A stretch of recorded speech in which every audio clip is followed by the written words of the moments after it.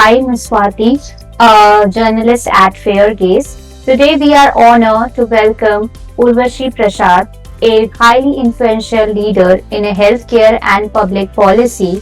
As a former director of NITI Aayog, NITI Aayog, she has made profound contribution to India's healthcare sector and is recognized as one of the most influential women in India for both 2023 and 2024. Ms. Urvashi is passionately committed to advancing sustainable development goals, particularly in reducing inequality. She is also involved in impactful career initiative bring transformative changes to public health. We welcome Ms. Urvashi.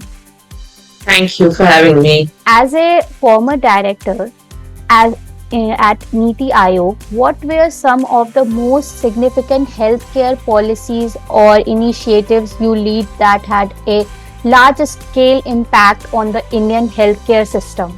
Yeah, so I worked at NITI for 8 years, in fact, pretty much since it started its work. And I was the only professional who worked with all the three vice chairpersons. I worked with the CEO, former CEO, Mr. Amitabh Kant, very closely, and of course the member health, Dr. Vinod Paul. So I worked on various initiatives, but I think some of the most noteworthy ones were the reform of medical education, the bills that we worked on for setting up the National Medical Commission, which replaces the Medical Council of India. So I think that set of bills and legislations, that was of course a very big thing to be working on, because medical education in India was in dire need of reform for many years, many decades. So that was something I worked on. Then of course I worked on inputs for the Ayushman Bharat program, the National Health Digital Mission, the Poshan Abhiyan, various initiatives like that. And also the COVID response. I think that was a big part of my work there, where, when the outbreak happened, then I was very closely working with the core team that was working on the COVID response at the highest levels. So that was, I think, something which was very important. Various initiatives related to the pharmaceutical sector, to medical devices, to integrative medicine, Ayush. So yeah, it was a very wide gamut of things that I worked on there. What key healthcare challenges do you foresee India needing to address in the next decade, and how can policy makers and stakeholders prepare for them? So I think healthcare is a huge issue in India, and I always say that when it comes to healthcare, we are a very unequal nation. I think we are very unequal in many ways, but especially in healthcare. Because at one end of the spectrum, you have people coming from all over the world for surgeries here, for various procedures here, because A, the cost is much lower, B, the waiting times are often much less, if you're or not there at all. If you're able to pay, if you're in a position where you can pay, you can go to a top private hospital and you can get the best of treatment in the world. We also have some of the best doctors, because there's a lot of clinical experience that you naturally get in a country like India, where especially if you have doctors in the public sector, say AIIMS doctors or others like that, you are probably seeing hundreds or thousands of patients every day. So the kind of clinical experience you get is really unmatched, especially when you compare to the Western world. So I think we have a lot of advantages on one end of the spectrum, and that is for people who can afford, who have access, who have the right knowledge, the right information at their disposal. That is one India. But for the majority of Indians, the health system is still very, very problematic in terms of access, in terms of quality, in terms of affordability. There are still cancer patients in India who are dying because they cannot afford the medicines. The latest medicines are very expensive. So they are dying. Every single day we have people dying for these reasons. As an alumni UK ambassador for SDG 10, which focuses on reducing inequality, how do you see the healthcare contributing to more equitable society in India? Yeah, so I think I've already spoken a lot about this in Yeah. terms of how inequitable we are. Yeah. And I would just say that, unless we bridge those inequities, Hmm. we will not be able to, create an equitable society, because ultimately healthcare is something that everybody at some point in their life, either they themselves or for their loved ones, you need healthcare, Yeah. in different ways at different stages of your life. Everybody needs it and everybody will need it. So I think if we don't do that, and we also know that health is one of the biggest reasons why people get pushed into poverty. Yes, we have improved our out-of-pocket expenditure on health. We've reduced it. The what we call the catastrophic health expenditure, that has gone down thanks to insurance programs, probably like Ayushman Bharat. But it's still not that low. It's still fairly high. And more than anything else, like I said, that if somebody gets like the kind of cancer I have, you just need one person in your family to get a disease like this, and you can be completely drained of your financial resources, right? So even though I'm from a middle class family, but it's a huge strain even for somebody like me. And I've literally had my mother, having to sell her gold bangles and everything, because it's very expensive. You cannot afford, and insurance doesn't cover everything.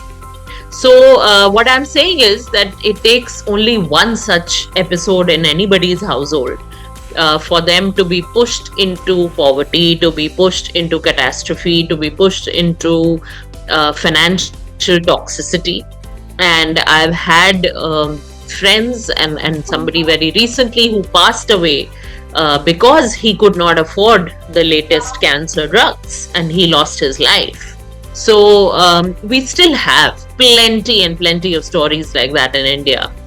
And so if that will not be resolved, then there's really little use of talking about development or progress or economic growth. And we can definitely not be an equitable society unless we address this dimension. What advice would you give to young women aspiring to make a difference in sectors like healthcare and policy, where leadership can be demanding? Yeah, I think women are already in healthcare to a great extent. Yeah. It is one of the professions that women kind of disproportionately take up. But like we have a problem in other professions also, in other sectors also, that you have a lot of women at the entry level or at the mid level. But as soon as you reach the CEO level or the top level, even in policy for that matter, how many secretaries to Government of India are women? It's very few. It's hardly a handful. You'll be able to just count them, and there would be hardly any. So the reality is that even today, women are not making it to the top leadership positions, and that is, of course, we have various reasons for that, and most importantly, the patriarchal society we live in, and the misogynistic mindset, and all of those things. That's a separate discussion for itself, why women don't make it to the top. But I would just say that I think being a woman in any sector is difficult. And even for me, it's not been easy because obviously I'm also young, and I'm fairly young, and when I was starting off in, say, the policy space in NITI Aayog, I was obviously even younger. And I think we are still fairly ageist. So if you're a young person and if you're a woman, then I don't think anybody wants to really listen to you in the room. I think our preference is always to listen to older men, and we have plenty of those all around us. So I think you will face these issues. But like you can see with me, I always speak my mind. I'm unapologetic. I am not very diplomatic, and I would actually encourage, men and women. But since you're asking about women, that please do speak your mind. I know it's difficult. I know you want to keep quiet because there's probably like 8 or 9 men in the meeting room, and you might be the only woman or only one of 2 women. And so you hesitate, should I speak, should I not speak? But don't think so much. If you have something to say, please say it, and please make your voice heard and felt. And be honest. Be honest. Be speaking the brutal truth. It's often difficult for people to swallow when you speak the truth, and so you will have a lot of people who will be upset at you, be mad at you, or in today's lingo will cancel you, since we live in this cancel culture world. So all that will happen. But I think just be who you are, be authentic, and don't care so much about what people think. I think that is something that I have learned. I have always been somebody who's always thinking that, oh, what is he going to think? What is she going to think? What if I say this? What will they think? No, don't think so much, because your whole life will go just doing that. So just say what you want to say and be who you are. And people who are your tribe, people who like you, who get along with you, will get along with you, and they'll stay with you. And those who won't, and that's fine. So I think that's all I would say, because women are anyway very competent. It's not like there's any issue. But often these barriers hold us back, because inherently we come from a very patriarchal society. So, even when a girl is born, like, it's almost like, oh, you should not talk very loudly, you should not talk very much, you should not laugh loudly, you should walk like this, you should cry like this. So, there's so many restrictions, and therefore I think it plays in the back of our minds somewhere. Even when we step out into the world, or even if we step out into the workplace, all these things are in our minds. So I think we should, give up and try to give up on some of these inhibitions. It's not easy. It's not like it came automatically to me also. It took me a lot of time as well.